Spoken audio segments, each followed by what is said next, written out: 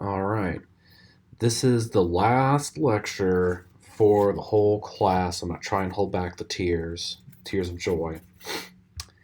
Should be really quick.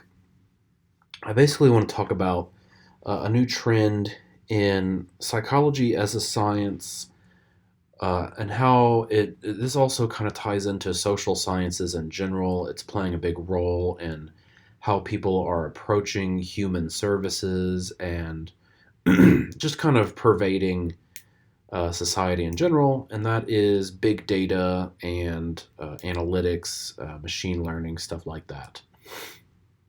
So basically, big data is exactly what it sounds like. Instead of using these little sample sets of a few hundred, maybe as big as a few thousand, to do a designed study or experiment, you go and find data that exists out in the world with millions and perhaps even billions of data points.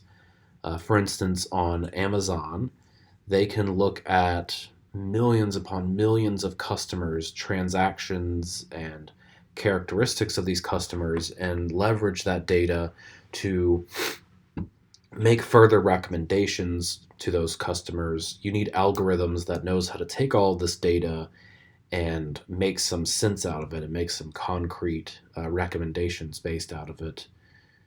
Um, you could go look at data that exists, for instance, at a college football outcomes. You could look at hundreds of variables. You could test whether there's really a home field advantage or between conference versus within conference advantage, years of experience of the head coach. There's all kinds of variables that you might not ever be able to really test if you're just doing a small scale traditional kind of study.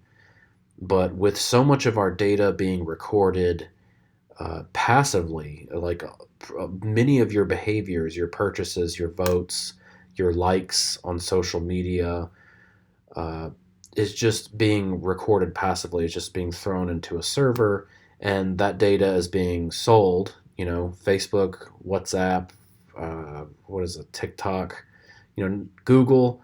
There's a reason these things are quote unquote free. It's because they're not free. It's very profitable to have your search engine history, which can be paired with your likes and your downvotes and upvotes from your social media, knowing how to pair your demographics, how to categorize you and people like you into groups so political campaigns can craft their ads, figure out whether you're a likely voter or if you're the kind of voter that can be suppressed and discouraged from voting. Uh, this is big in industry and politics, but it's also becoming big in psychology and social sciences. So, something that kind of goes along with this is increasingly you're seeing something called a quote unquote mega study, where psychologists basically use a big data approach. This one right here from PNAS, Proceedings of the National Academy of Sciences, is called A Mega Study of Text-Based Nudges Encouraging Patients to Get Vaccinated at an Upcoming Doctor's Appointment. So this is a very large-scale experiment that had almost 50,000 participants, 50,000 people, and the researchers were testing whether certain text messages worked better than others in encouraging people to get vaccinated.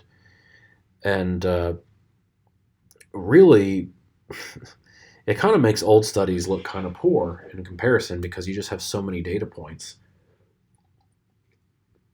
And when you have data sets this big, it kind of stops being a matter of statistical significance and becomes more a matter of, like, if you didn't know, if you take any data set that's large enough, everything's going to be statistically significantly correlated with everything else.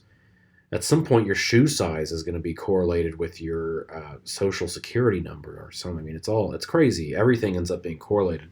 So the question ends up being, how substantively correlated are these different variables? And, can you make predictions? In fact, one of the core concepts of machine learning is forget trying to understand the phenomena. We just want to make predictions. You throw tons and tons of data into a black box, and the black box spits out things like recommendations or predictions. And you don't understand how it made those recommendations, but you understand that it works. So if you ever saw the movie Moneyball, starring Brad Pitt, it was kind of a similar idea. It's a real life story of a baseball coach who couldn't afford to get the best baseball players and had to just try and beat the system, basically. Figure out ways to put players at certain positions and buy players who are undervalued and trade players who are overvalued. They had to beat the economics of baseball in order to stand a chance. And so what they did is they started trusting these statistical algorithms that would tell you counterintuitively, you put this player on first base, even though that's not what any normal coach would do, or this player's overrated, even though all the coaches and pundits in the sports world says this player is good. The statistical algorithms will just say, hey, I crunched the numbers and they're not that good. If you put blind trust into the algorithms, you sometimes get good outcomes. And, the trust doesn't necessarily have to be blind, but a lot of times it is, because machine learning is about algorithms. Uh, you give it lots of data, it applies some math, and the math spits out answers. And oftentimes you don't really understand why those answers came out the way they did.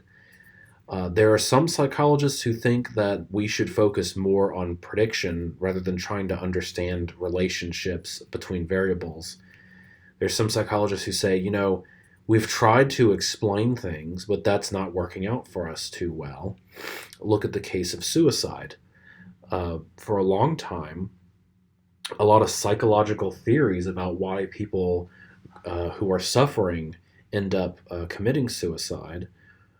Why are some people more likely than others to go through with it? What are some factors? How would you predict? Why are certain people? There's all kinds of theories that you could come up with, but at the end of the day, these theories don't really do much good predicting.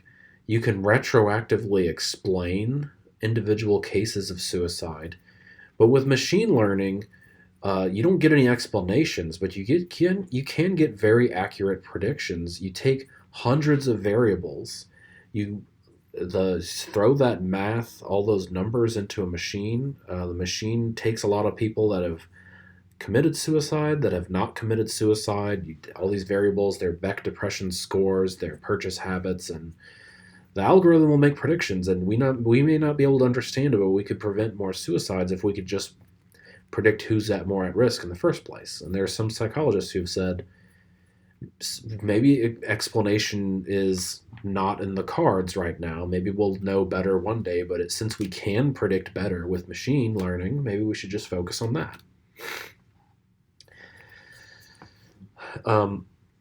Machine learning and big data, and in general, the fact that all of your data is very valuable property that you have no control over, or virtually no control over, is also becoming a big part of our society.